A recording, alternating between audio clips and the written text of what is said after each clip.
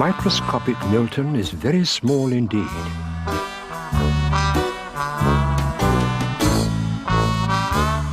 He lives in a clock on the mantelpiece in the parlour of a house that belongs to a lady named Mrs. Witherspoon.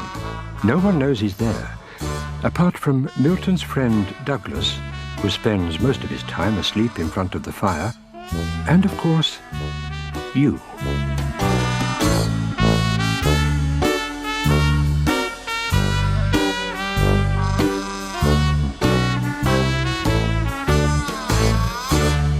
Milton had been spring cleaning his clock all day, and it was almost tea time as he finished the last spot of dusting. In the parlour, Douglas was half asleep in front of the fire as usual, and Mrs. Witherspoon was reading the evening newspaper.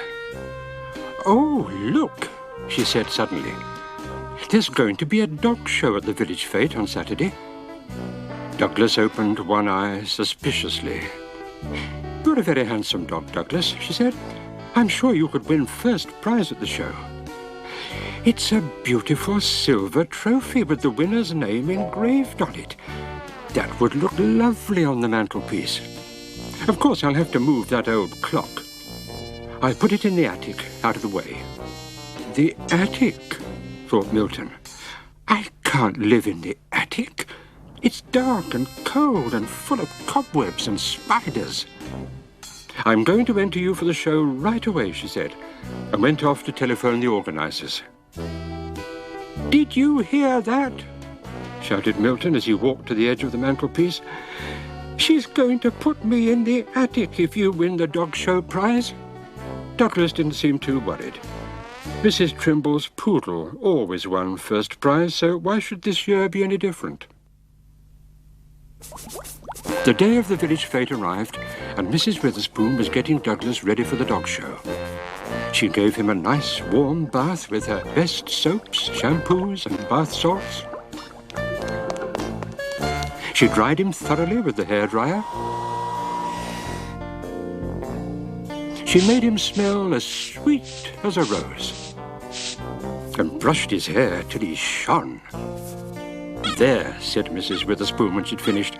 "You're the most handsome dog I've ever seen. You're bound to win the first prize." Douglas almost had to agree, but he was still sure that Mrs. Trimble's poodle would win the trophy. Unfortunately, when they reached the village fete, Mrs. Trimble and her poodle were nowhere to be seen. "We've had a very poor turnout for the dog show this year," the judge explained to Mrs. Witherspoon. Sure enough, there were only 2 other dogs in the whole show, and without being too unkind, it was fairly certain that Douglas was going to win. "Oh, dear," sighed Milton. "Compared to those 2, you are the handsomest dog in the world." Suddenly, Milton had an idea. He stood on the top of Douglas's head and blew the biggest raspberry he could at the other dogs. Douglas, it may be a good idea to run away," said Milton helpfully. So Douglas did. "Quick," shouted Milton, "hide in here." No, in here." "Try in there." Eventually, the dogs stopped chasing Douglas, and they all returned to the dog show just in time for the judging to begin. To everyone's surprise, Douglas didn't win first prize. In fact, he came last. Milton and Douglas were smelly but happy, because Milton's clock could now stay in its proper place on the mantelpiece.